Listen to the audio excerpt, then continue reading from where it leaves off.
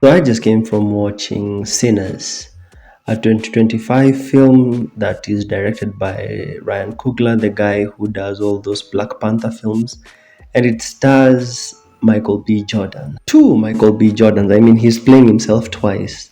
He's playing the role of two characters, World War One veterans named Smoke and Stack. And the premise is that, well, they go back to their hometown and they buy a sawmill building and they want to turn it into a juke joint. They get the help of their cousin Sammy, who's a really good guitarist and blues singer. Now, the whole film obviously is exploring the theme of how music is linked with spirituality and religion.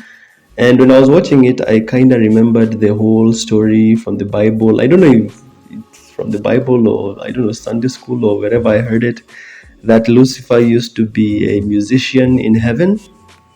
You can tell me if that's accurate or not accurate, but this reminded me really much of that. Also, for those of you who don't know, I am a rock DJ, and for those of you who obviously are familiar with rock, you know that everyone is always like how rock is quote unquote demonic. So when I was watching this, yeah, that theme of music being able to draw in evil spirits, I was really curious of it. So I went into this movie blind. I didn't know what I was about to watch. I didn't know that it's a vampire film. Michael B. Jordan, seeing two of him on screen. I don't know how they do this whole actor playing two roles things. It's been very popular ever since Sonic the Hedgehog 3 did it with Jim Carrey.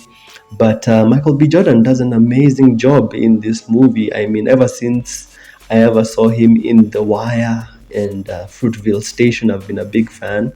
So it was the only reason why I stuck with this movie. It's about 2 hours and something.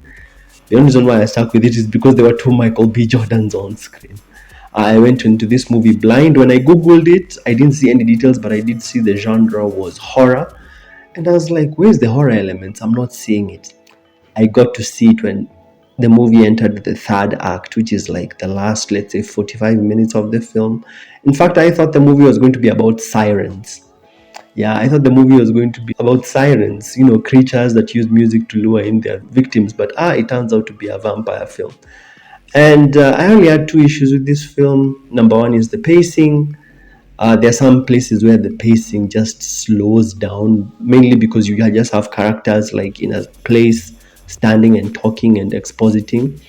I think it's always better when characters are moving around. Like there's a scene where you see Michael B. Jordan's character in a car talking to another character and they're driving somewhere and they could be talking and discussing stuff. And that's the type of exposition I like. I don't like the type of exposition where two people are just in a room talking and the camera cuts back and forth.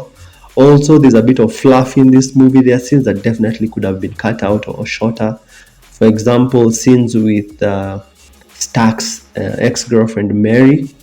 Those scenes like those ones could have definitely been made shorter. Like there's a scene where she appears and she starts scolding him for leaving, and then the same scene kind of happens later on again in the film. I'm like, the first scene could have been a bit shorter so that this second scene doesn't seem like it's repeating the first one.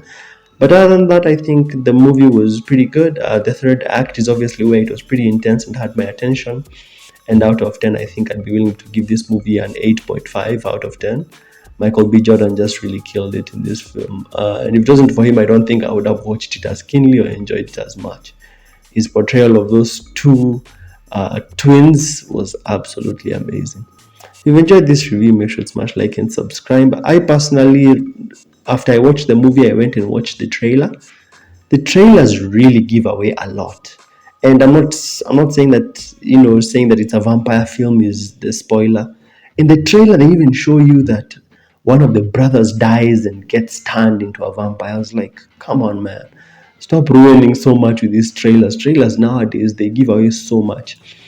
Man, please tell me, I'm assuming if you watched this review, you've watched this movie.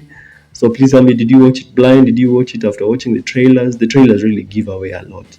So I'm happy that I watched it blind. On this screen, I'll leave other reviews I've done for 2025 films. Really enjoyed this one. Probably going to rewatch it when it comes out on digital. I'll see you in the next one.